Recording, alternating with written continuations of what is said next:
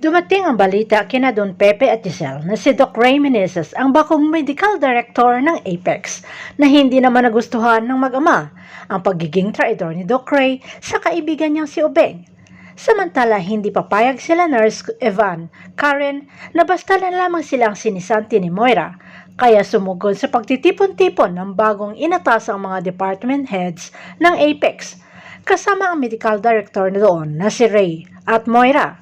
At bilang ganti ng dalawang nurse ay sinabi kay Moira na magdedemand na sila sa Dole.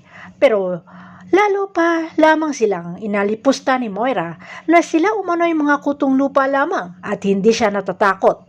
Paglabas ng dalawang nurse ay may pahaging si Moira sa mga bagong department heads na oras kalabanin siya ay may kalalagyan sila. Samantala, bumisita si Doc Ray sa pamilyang Tanyag. Hindi napigilan ni Giselle ang sarili at nasampal niya ang pagiging traidor at buntot ni Moira na si Doc Ray Meneses. Pero namagitan naman si Obeng at ipinaliwanag na siya mismo ang pumilit kay Doc Ray na tanggapin ang posisyon para maging mata at mabantayan ang Apex para sa kanila.